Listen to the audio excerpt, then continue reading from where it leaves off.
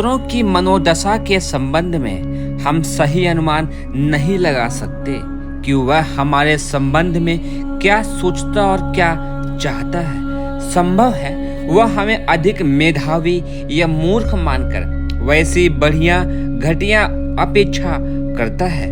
हो सकता है कि हमारा काम उसकी नज़र में ना आता हो और उसे घटिया या कम मानता हो। यदा कदा प्रतिक्रिया प्रकट होने पर ही यह विदित होता है कि हमारे व्यक्तित्व के बारे में क्या धारणा बनाई गई और ईमानदारी वफादारी को किस हद तक मान्यता दी गई।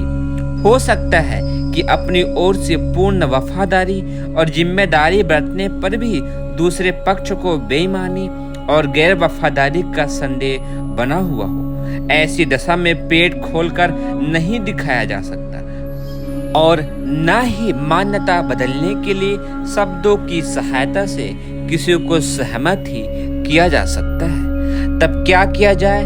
क्या उससे अलग हो जाए या जैसा लांछन लगाया जा रहा है, जैसा संदेह किया जा रहा है, वैसा ही बनकर दिखाया और अविश्वास का मजा चखाने के लिए उसे कोई करारी चोट लगाने का कुचक्र रचा जाए? यह उचित ना होगा।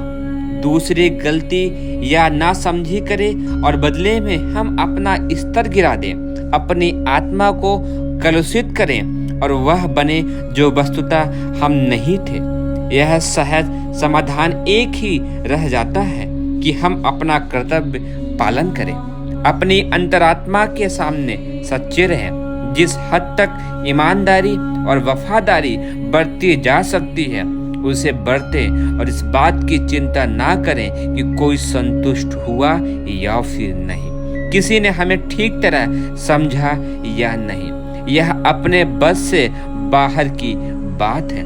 किसी अविश्वासी को यह विश्वास दिला सकें और संदेह करने वालों का बहस पूरी तरह मिटा सकें, यह शब्दों द्वारा सफाई ही दे सकते हैं। अपनी मना स्थिति और परिस्थिति का विवरण बता सकते हैं।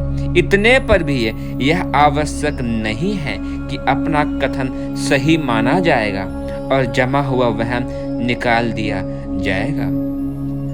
इन परिस्थितियों में अलग हो जाना और अंतिम उपाय है इस कदम को आरंभ से ही नहीं उठा लेना चाहिए। जहां तक हो सके स्थिति को टालना चाहिए।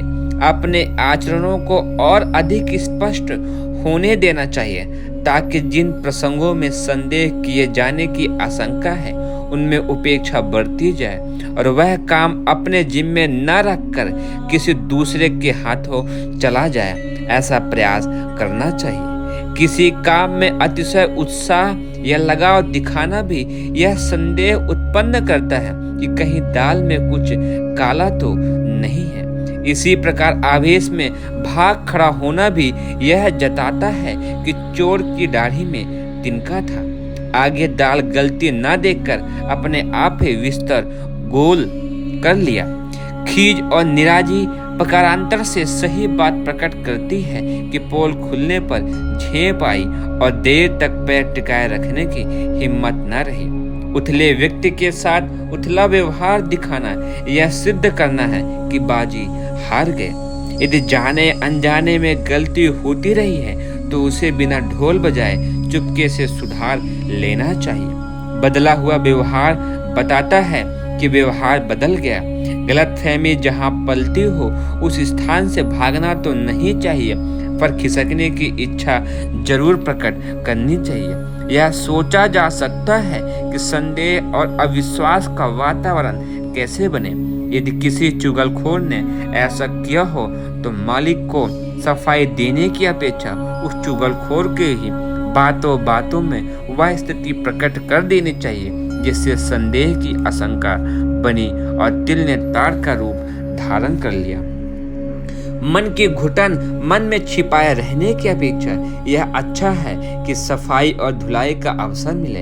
यह कार्य बिना विवाद खड़ा किए और सीधा नाम लिए घुमा फिरा कर इस ढंग से कहना चाहिए जिससे प्रतिष्ठा का प्रश्न न बने, न तो दूसरा ही अपनी तौहीन समझे और न अपनों को ही अपराधी के कटघरे में खड़ा होना पड़े।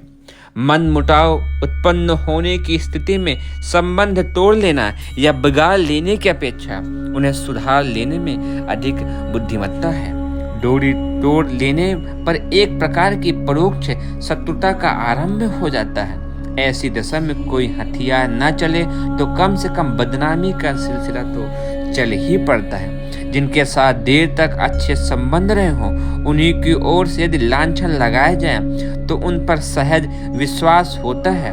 बदनामी चाहे छोटी ही क्यों न हो, व्यक्ति के मूल्यांकन में कटौती करती है। अच्छा यही है तनाव बढ़ने से पूर्व उसे सुधार लिया जाए। कर्तव्य पालन आवश्यक है। इस कारण यदि संबंध टूटना हो तो टूट भी जाने देना चाहिए। अनाचार करने के लिए चाहे मित्र द्वारा कहे जाए या स्वामी द्वारा, उसमें अपनी असमर्थता अयोग्यता व्यक्त करते हुए ऐसी स्थिति पैदा करनी चाहिए कि वह चतुरता का कार्य किसी चतुर के जिम्मे सौंपा जाए। दूसरों ने क्या समझा क्या माना, यह उनकी अपनी समझ और इच्छा के ऊपर निर्भर है। अपना गौरव तो इसी में है कि कर्तव्य का निर्वाह न्यायोचित रीति से करते रहा जाए। दूसरा अपनी जिम्मेदारी में चूक करता है तो उसका अनुकरण हमें क्यों करना चाहिए।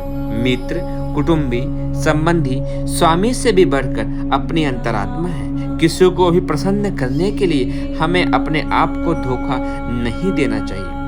आत्माधिकार से, आत्म प्रताड़ना से तो हमें हर हालत में बचना ही चाहिए। ऐसे लाभ को छोड़ देना चाहिए जिससे कर्तव्य के प्रति विमुख होना पड़ता हो। दूसरे लोग प्रसन्न रहते हैं या अप्रसन्न, इसका निष्कर्ष निकालते समय यह ध्यान रखना चाहिए कि ऐसा कहीं अपनी भूल या लापरवाही के कारण तो नहीं हो रहा है। आलस्य प्रमाद ने यदि अपनी गरिमा पर दाग लगाया है तो उसे अपनी गलती मानते हुए अविलंब धो डालने का प्रयत्न करना चाहिए। किंतु यदि सच्ची ईमानदारी ही किसी की आंख में अयोग्यता बन रही हो तो उसे बिना रहने देना ही श्रेयस्कर समझना चाहिए।